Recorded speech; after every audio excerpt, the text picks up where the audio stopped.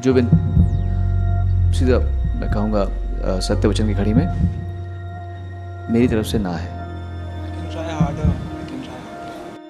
कहते हैं ना कि मंजिल का कोई तय रास्ता नहीं होता, सबको अपने अपने रास्ते खुद बनाने होते हैं और जो कोई भी खुद के रास्तों पे चलते हैं उनको मंजिल जरूर मिलती है। आज हम ऐसे ही माइंड ब्लोइंग सिंगर के बारे में बात करने वाले हैं जिनके हर गाने सुपर डुपर हिट होते हैं।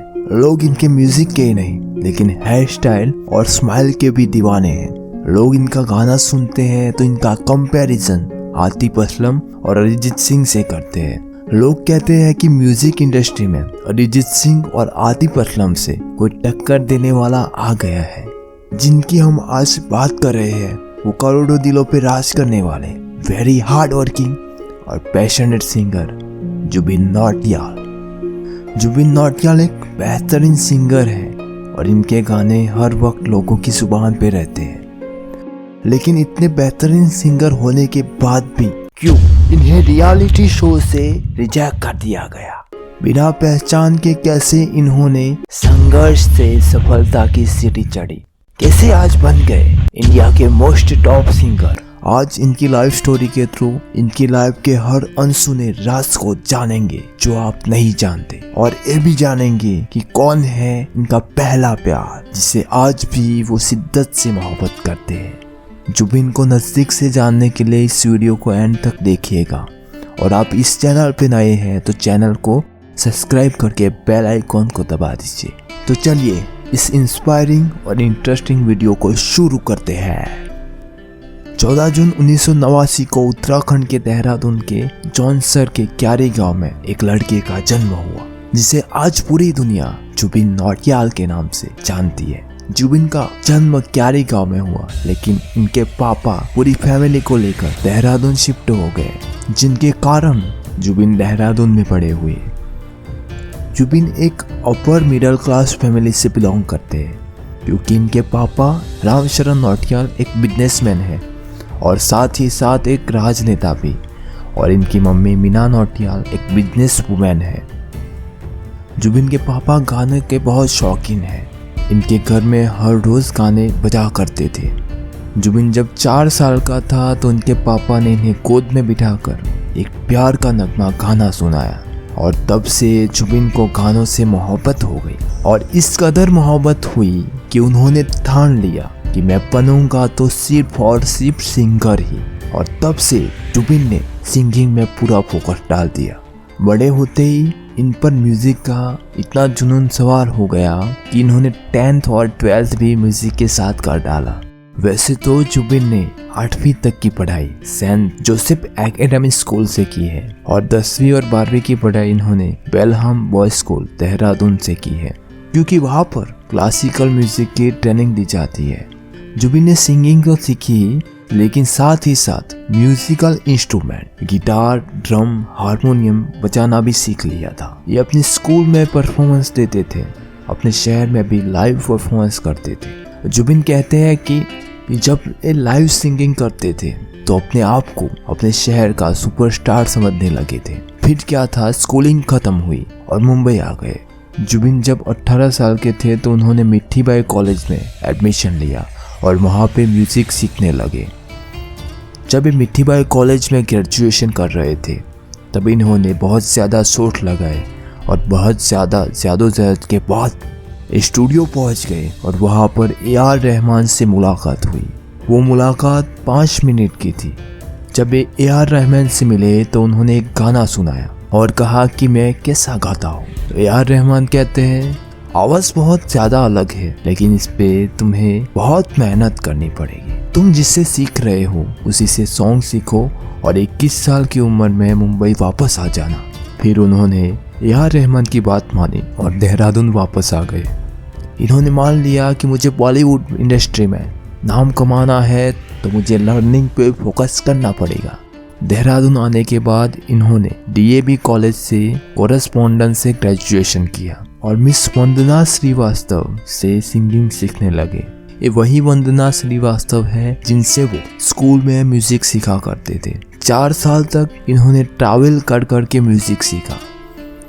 बनारस के पंडित चनूलाल मिश्र से संगीत सीखा, और श्री सावंत से हिंदुस्तानी शास्त्रीय संगीत की ट्रेनिंग ली। उसके बाद चेन्नई से वेस्टर्न म्यूजिक की ट्रेनिंग ली। 4 साल लगातार अपने जुनून और जज्बे के साथ अपनी आवाज़ और सिंगिंग पे काम करते रहे और 4 साल के बाद एक्स फैक्टर के थ्रू मुंबई आए, जिसमें उन्होंने पार्टिसिपेट किया था। सोनू निगम ने इन्हें रिजेक्ट कर दिया था, लेकिन बाकी 2 जज की तैयारी थी, जिसकी वजह से और इनका एक्स फैक्टर में सिलेक्शन हो गया। लेकिन अब भी वो टॉप 25 से बाहर हो गए, जिसके बाद वो बहुत ज़्यादा टूट गए थे, क्योंकि बहुत सारे सपने लेकर और बहुत मेहनत करके मुंबई वापस आए थे। लेकिन सपने ज़रूर इनके टूटे थे, लेकिन इन्होंने हार नहीं मानी। कहते हैं ना कि दुनिया में जो भी लोग सफल हुए हैं उन सबको पहले बुरी तरह से हार मिली है, और वैसे ही जुबिन के साथ हुआ था। जुबिन कहते हैं कि मुझे बचपन से पता था कि मुझे क्या करना है। सिंगिंग मेरा जुनून था, जिसके कारण गिटार लेकर मुंबई के हर सारे म्यूजिक प्रोडक्शन के चक्कर लगाने लगे। बहुत ज़्यादा चक्कर लगाने पर इनको गाने के स्क्रैचेस गाने का मौका मिला। अब आपको लगता होगा कि गाने का स्क्रैचेस क्या होता है, तो मैं आपको बताना चाहूँगा कि गाने का फाइनल रिकॉर्डिंग से पहले छोटे सिंगर से गाना गवाया जाता है और इसे स्क्रैचेस कहते हैं, ताकि गाने की धुन, ताल और लय समझ आ सके। जुबिन ने लगभग 100 से 150 गाने के स्क्रैचेस गाए हैं।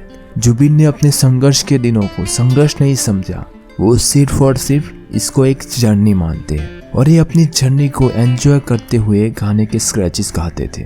और गाने के स्क्रैचेस ऐसे गाते थे जैसे इनकी आवाज़ में ही गाने रिलीज होने वाले हो। फिर 2014 में अक्षय कुमार की मूवी शौकीन का मेहरबानी सॉन्ग का स्क्रैचेस गाने का मौका मिला, और जब मेहरबान का स्क्रैचेस अक्षय कुमार के पास पहुंचा तो उन्होंने गाने को सुना, तो उन्होंने कहा कि मुझे एक गाना ऐसे ही चाहिए और मुझे यही सिंगर चाहिए। उसी साल उन्होंने सोनाली केबल का एक मुलाकात सॉन्ग भी गाया था।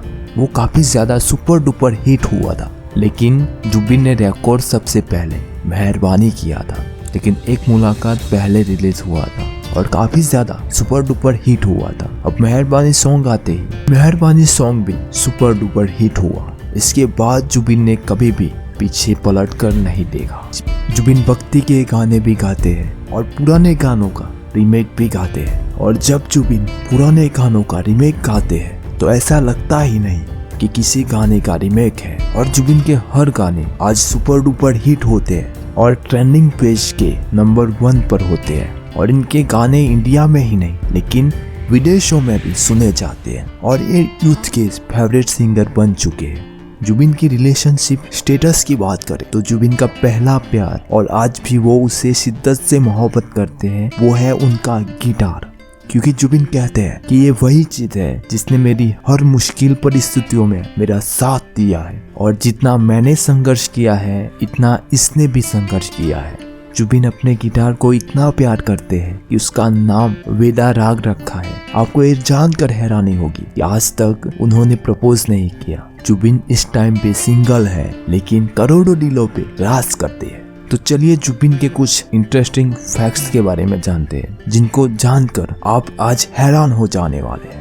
आपको लगता होगा कि जुबिन बहुत ज्यादा शांत स्वभाव के और रेशमी अंदाज के गाना गाने वाले सिंगर हैं, लेकिन उन्होंने बचपन में अपनी बहनों के बाल काट लिए थे। ये 12वीं में सस्पेंड हो गए थे क्योंकि इन्होंने स्कूल के 300 से 400 यूनिफॉर्म जला दिए, जिनका कारण था कि स्कूल वाले स्कूल के यूनिफॉर्म चेंज कर रहे थे, और जुबिन बिल्कुल नहीं चाहते थे कि स्कूल के यूनिफॉर्म चेंज हो। जुबिन बहुत ज़्यादा मल्टी टैलेंटेड है। ये मार्शल आर्ट में ब्लैक बेल्ट है, नेशनल लेवल के शूटर है, और जुबिन ने MBA भी कर रखा है, और इनकी हाइट 6 फीट 3 इंच है। और जुबिन चैरिटी के लिए लाइव परफॉर्मेंस करते हैं। वो लाइव परफॉर्मेंस से जितने भी पैसे आते हैं वो सारे चैरिटी को जाते हैं। जुबिन की एक बात आपको बहुत इंस्पायर करेगी। जुबिन कहते हैं कि मेरे पापा बिजनेसमैन थे और राजनेता भी थे, लेकिन मैंने कभी भी अपने पापा के कंधों का सहारा नहीं लिया। मैं चाहता तो आसानी से बिजनेसमैन या तो राजनेता बन सकता था, लेकिन मैं मेरे पापा से इंस्पायर होकर ऐसा ही करना चाहता था जैसा मेरे पापा ने किया था। मेरे पापा ने जमीन से उठ के बहुत आगे गए थे, और मैं भी जमीन से उठ के बहुत आगे जाना चाहता हूँ। अपने सपनों के साथ